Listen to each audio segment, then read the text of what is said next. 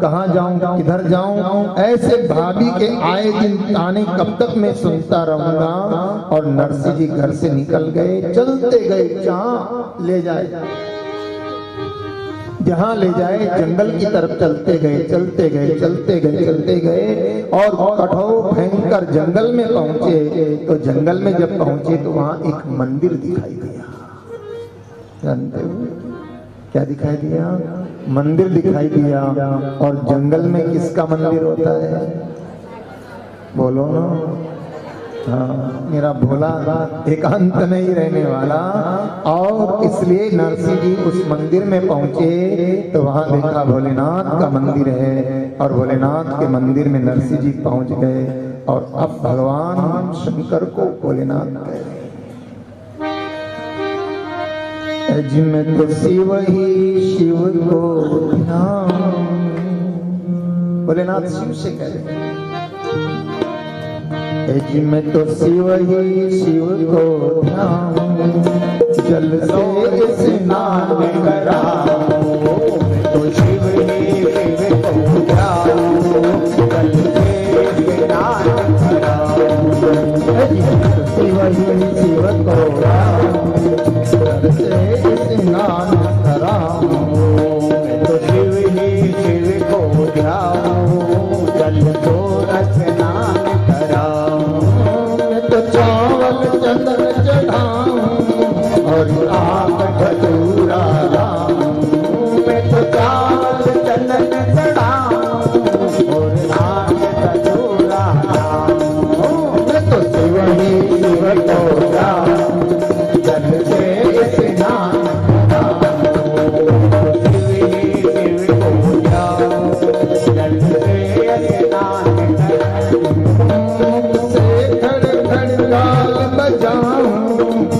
हर हर नाथ हराऊं, मैं तो धड़ ताल बजाऊं।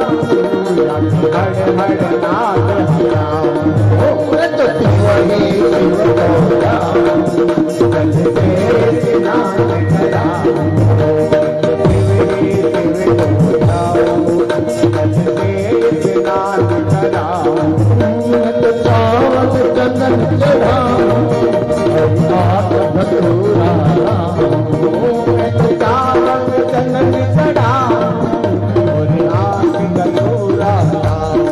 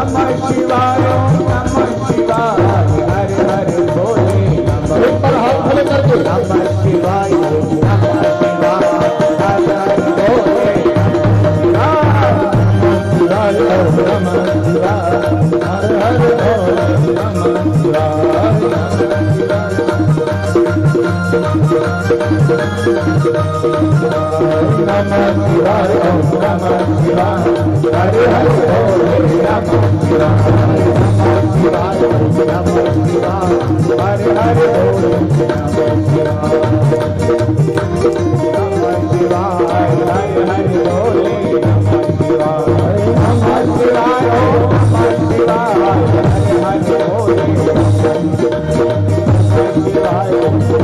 शिवाय हरे हरे बोले नमः शिवाय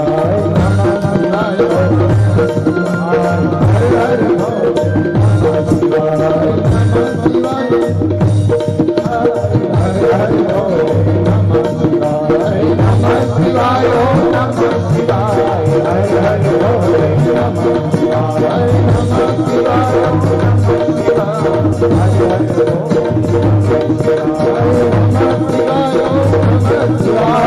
शिवाय नमः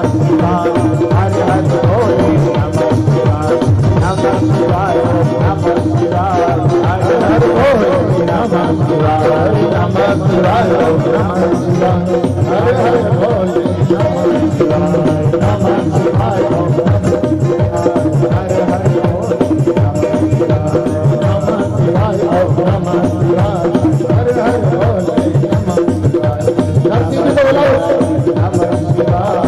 हरे बोले नमः शिवाय नमः शिवाय ओम नमः शिवाय हरे हरे बोले नमः शिवाय नमः शिवाय ओम नमः शिवाय हरे हरे बोले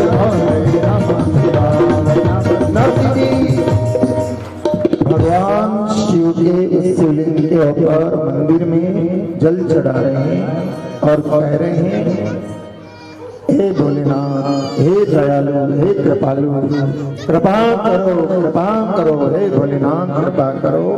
और इतने भाव से शिव नाम का उच्चारण किया है और उसी समय शिवलिंग में से भगवान त्रिशूलधारी भोलेनाथ प्रकट हो गए। भोले शंकर भगवान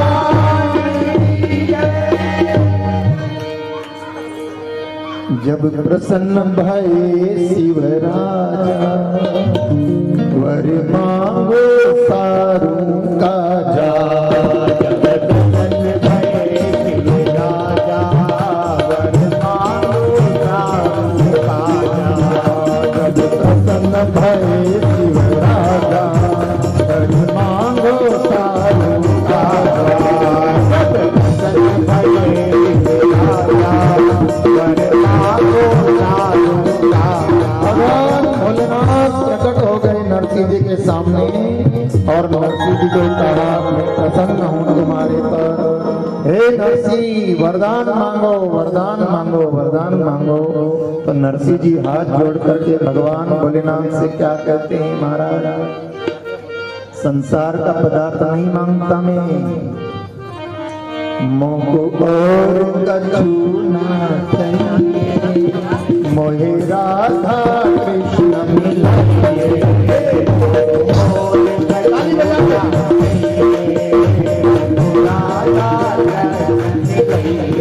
इंदौर वाले ताली बजाने में बड़े कंजूस हैं, भाव से जरा और कछु ना चाहिए, मोहे राधा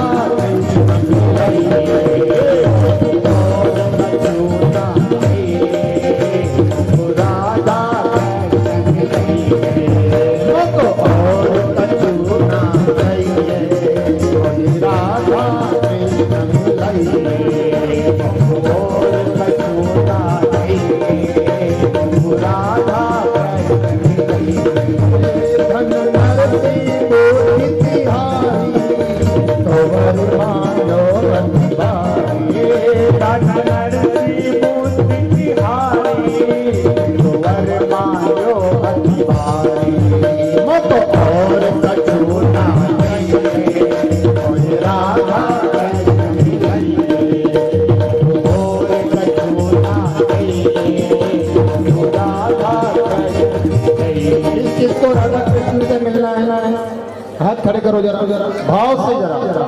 ओ मको और कछु ना चाहिए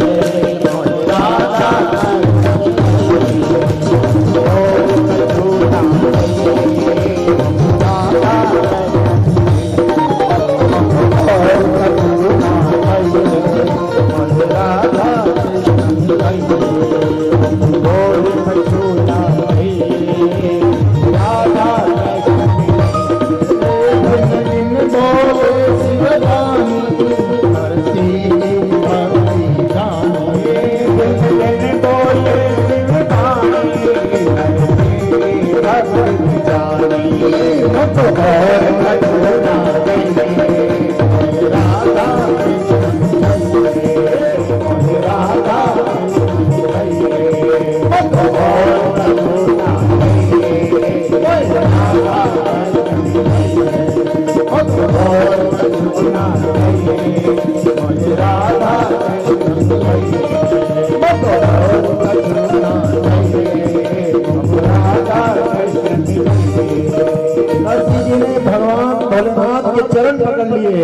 और कहा है भोलेनाथ मुझे कुछ नहीं चाहिए, बस अगर देना ही है तो मुझे राधा कृष्ण का दर्शन करवा दो भोलेनाथ, राधा कृष्ण का दर्शन करवा दो। भोलेनाथ ने नरसिंह जी के माथे पर हाथ धर दिया है और कहा ए नरसिंह तू धन्य है, धन्य है। इन्हीं वरदान क्या मांगा, क्या वरदान मांगा? राधा कृष्ण से मिलने का वरदान मांगा। तेरे जैसा निष्काम भक्त तो और कोई हो नहीं सकता है, और तेरे जैसा निष्काम नरसिंह मैं तुझे गोलोक ले चलता हूँ और तुझे राधा कृष्ण का दर्शन करवा देता हूँ। और भगवान भोलेनाथ नरसिंह जी को लेकर के चल पड़े हैं और इधर वापस नरसिंह जी को लेकर के आए हैं और उधर गोकुल वहाँ गोलोक धाम में जो है वापस भगवान, अरे वहाँ कहाँ ले जा रहे हो, आ जाओ आ जाओ। और नरसिंह जी को लेकर के भगवान भोलेनाथ कहाँ पहुंचे हैं? जा पहुंचे गोलोक वृंदावन नरसिंह राज आयो है, पहुंचे गोलोक वृंदावन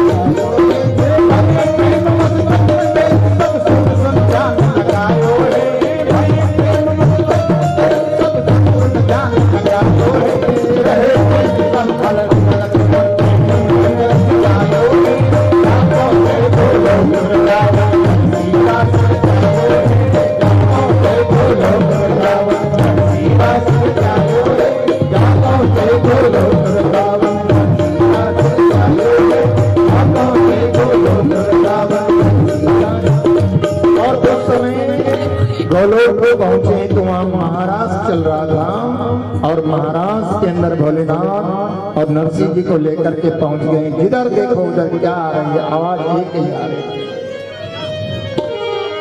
कुंज में भी राजे घनश्याम राधे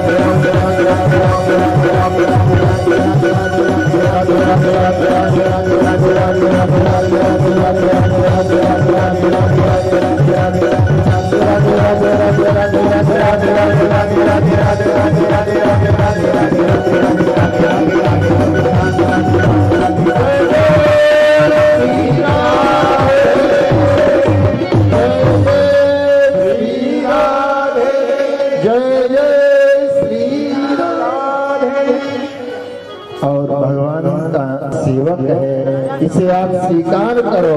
और जैसे ही भगवान शंकर ने कहा ये आपका सेवक है, इसे आप स्वीकार करो, भगवान रासेश्वर भगवान श्री कृष्ण ने नरसिंह जी को अपने हृदय से लगा लिया है। बोलो भगवान कृष्ण की। और भगवान कृष्ण का और नरसिंह जी का परिचय हुआ है। आपस में आड़त पड़ी और पक्षी भई पिछान, कागज दीजो द्वारका और सांवल सा सेना। भगवान कृष्ण कहने लगे, हे नरसिंह, जिसको भोलेनाथ स्वयं मेरे यहाँ लेकर के आए, और भोलेनाथ अगर प्रसन्न हो जाते हैं, ध्यान देना इंदौर वालों, भगवान भोलेनाथ प्रसन्न हो जाते हैं तो धन संपत्ति सब देते ही है, लेकिन अति प्रसन्न हो जाते हैं तो कृष्ण के चरणों से मुलाकात करवा देते हैं, राम के चरणों से मुलाकात करवा देते हैं। इसलिए राम की भक्ति चाहते हो तो राम जी स्वयं कहते हैं, शंकर भजन बिना नर और भक्ति न पावन और। अगर मेरी भक्ति पाना है तो शिव की आराधना करो। और भगवान कृष्ण भी कहते हैं कि मेरी भक्ति अगर पाना है तो शिव की आराधना करो। तो इंदौर वालों, आप तो फिर भाग्यशाली हो कि दो ज्योतिर्लिंगों के बीच में बैठे हो। और इसीलिए आप देखिए, पूरे भारत भर के अंदर, पूरे भारत भर में जितनी भागवत कथाएं नहीं होती है, उतनी भागवत कथाएं इंदौर में होती है। क्योंकि ये भगवान महाकाल और भगवान ओंकारनाथ की कृपा है, जितनी कथा। और इसलिए इंदौर के साथ में एक शब्द जुड़ा हुआ है, धार्मिक नगरी। बोलो ना, इधर देखो उधर, और कितने कितने महापुरुषों का, संतों का आगमन होता रहता है। अभी अभी आप देखो कितना संत पधारे यहाँ पितृ पर्वत के उस उपलक्ष्य के अंदर, कितने कितने महापुरुष, संत महापुरुष पधारे, कितने कितने दिव्य विभूतियों का आगमन हुआ। तो जब भगवान शंकर की कृपा होती है तो जीवन के अंदर भक्ति का रस प्राप्त होता है। भगवान शंकर भक्ति रस प्रदान करते हैं। और इस प्रकार से भगवान ने कहा, है नरसिंह, तुम्हारी भक्ति से मैं प्रसन्न हुआ हूँ, और अब जो है मैं तुम्हें एक तारा देता हूँ। भगवान ने क्या किया, नरसिंह को एक तारा दिया और केदारा राग दिया और कहा, नरसिंह, जब भी तुम्हारे को मेरे दर्शन करने की इच्छा हो तब ये एक तारा बजाना और केदारा राग गाना, मैं दौड़ा हुआ चलाऊंगा, दौड़ा हुआ चलाऊंगा। ऐसा भगवान ने नरसिंह जी को कहा है। और नरसिंह जी ने कहा, महाराज मुझे और कुछ नहीं चाहिए, तुम्हारे चरणों की भक्ति मिलती रहे। भगवान ने कहा, तथास्तु। और नरसिंह जी को शंकर भगवान को जो है भगवान ने प्रस्थान करवाया है। और भगवान राधा कृष्ण भी जो है अंतर ध्यान हो गए हैं। देवताओं ने कुंडली बाजे बजा करके कृष्ण कन्हैया लाल की जय, नरसिंह जी महाराज की जय। भाइयों और बहनों, अब नरसिंह जी लौट करके और अपनी जूनागढ़ में आए हैं। और इधर भगवान ने सोचा, नरसिंह जिसको भाभी के ताने सुनने को मिलते थे, सब कुछ मैं कर देता हूँ व्यवस्था। और भगवान योगेश्वर कृष्ण ने क्या किया, कुबेर महाराज को आज्ञा दी। क्या किया, कुबेर महाराज को आज्ञा दी है, जाओ जूनागढ़ के अंदर जिधर द्वारिका का रास्ता पड़ता है, द्वारिका का रास्ता पड़ता है, उधर जाकर के बहुत भव्य हवेली का निर्माण करो और उस हवेली के अंदर धन धान्य ऐश्वर्य सब कुछ जो है वहां प्रदान कर दो।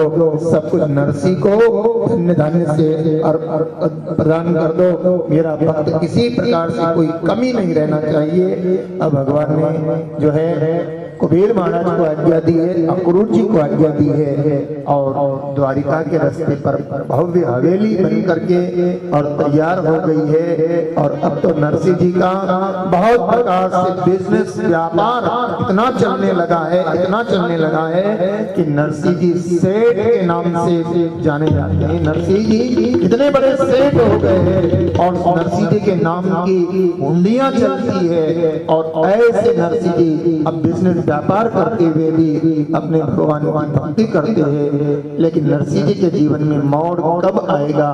जब पत्नी के द्वारा एक पुत्र और एक पुत्री होगी और एक ही पुत्र जो होगा उसकी जब मृत्यु हो जाएगी और पुत्री है जिनका नाम है नानी बाई, उसकी शादी हो जाएगी और फिर नरसिंह जी को वैराग्य हो जाएगा, जो भी पावन कथा है। और फिर नानी बाई के लड़की की शादी का प्रसंग आएगा और भगवान फिर मायरे की तैयारियां करने के लिए कैसे नरसिंह के ऊपर कृपा करते हैं, कैसे नरसिंह के बिगड़े हुए कामों को भगवान सुधारते हैं, भगवान कैसे नरसिंह जी की हुंडी को स्वीकार करते हैं और भगवान कैसे नरसिंह जी के पिताजी का श्राद्ध पूरा करते हैं। ऐसी बहुत बहुत प्यारी प्यारी कथाएं जो आपने सुनी नहीं होगी, ऐसी पावन कथाओं को कल के दिन कहने का प्रयास करेंगे।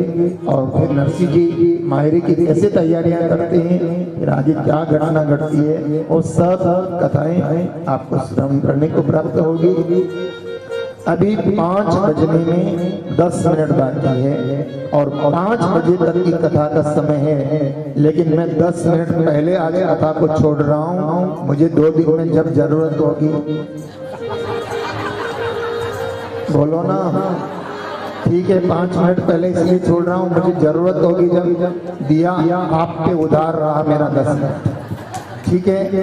तो बहुत प्यारी प्यारी कथा और आज तो पहला ही दिन है, लेकिन पहले ही दिन में बड़ी अच्छी संख्या में आप लोग कथा में हाजिर होकर के और भगवान के प्रति और नरसिंह जी की पावन कथा के प्रति प्रेम बताया है। तो समय का आप सभी लोग ध्यान रखेंगे और समय पर आप लोग आने का पुरुषार्थ करेंगे। आज की कथा की जो बहनें जजमान है वो लता पोरवाल, कृष्णाबेन मौर्य, सुषमा चौहान और रजनी राठौड़, उषा साहिवाल, इंदिरा बेन सोनगरा, ये भी आरती करने के लिए जो है आरती करने के लिए आएंगे। और कल सोमवार है और कल जो जिनकी पूजा है ब्रजबाला बेन सोनी, गिरिजा बेन शर्मा, फूलवती बेन, सोनू आर्गल, माधुरी बेन भोजने और मंगला बेन शुक्ला, ये 1:45 बजे यहाँ पहुँचने का पुरुषार्थ करें। पूजन अर्चन आरती उनकी तरफ से होगी। तो आज की जो जजमान है वो आप रहेंगे। और अभी जो है बच्चों की परीक्षा का समय,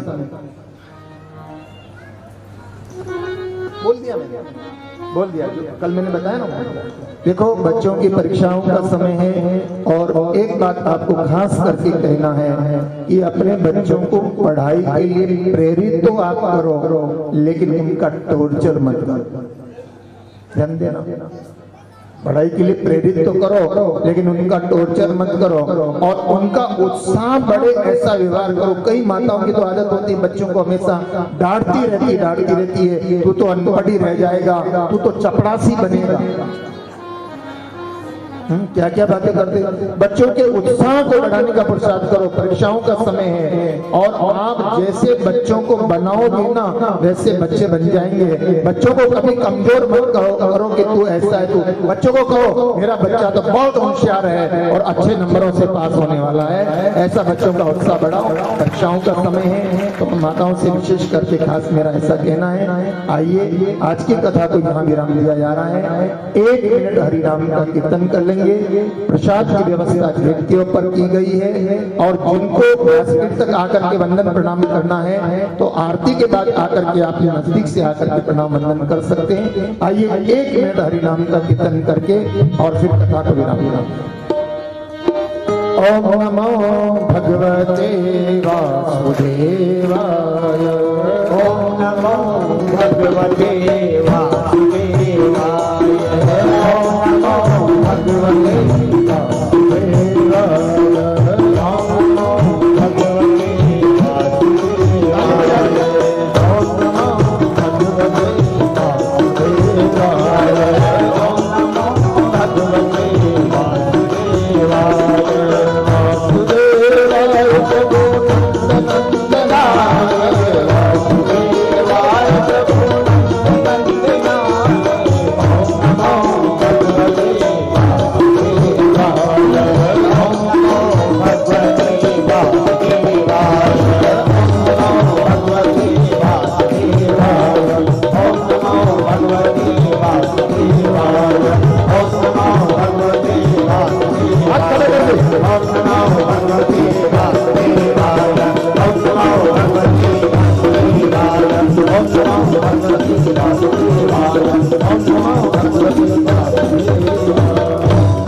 जितने लोग आज एक जने को और लेते आना लाओगे ना, आप कहोगे महाराज क्यों? देखो, जिसको लेकर के आओगे ना उसका आधा पुण्य तुम्हें मिलने वाला है, लेकिन उसको मत कहना। जिसको लाओ उसको मत कहना कि आधा पुण्य मुझे मिलने वाला है, और कहे बिना नहीं रह जाए ना तो जब कथा छूट करके जाओ ना तब कहना कि आधा तो मुझे मिल गया। फिर वो क्या सोचेगा कि आधा तो गया तो मैं भी किसी का आधा लूं। क्योंकि शराबियों से पूछो कि क्या है तुम्हारी इच्छा तो कहेंगे सब शराबी हो जाए। चोरों से पूछो क्या है तुम्हारी इच्छा, सब चोर हो जाए। ऐसे सत्संगियों से पूछो क्या तुम्हारी इच्छा तो सभी सत्संगी हो जाए। तो आओ सबके मंगल की कामना करके आरती प्रगटाएं। सर्वे भवन्तु सुखिनः, सर्वे सन्तु निरामयाः, सर्वे भद्राणि पश्यन्तु मा कश्चित् दुःखभाग् भवेत्। ॐ शान्ति शान्ति शान्ति। बोलो कृष्ण कन्हैया लाल की जय। नरसिंह जी महाराज की जय। स्वामी जी श्री रामचंद्र जी महाराज की। स्वामी जी श्री राम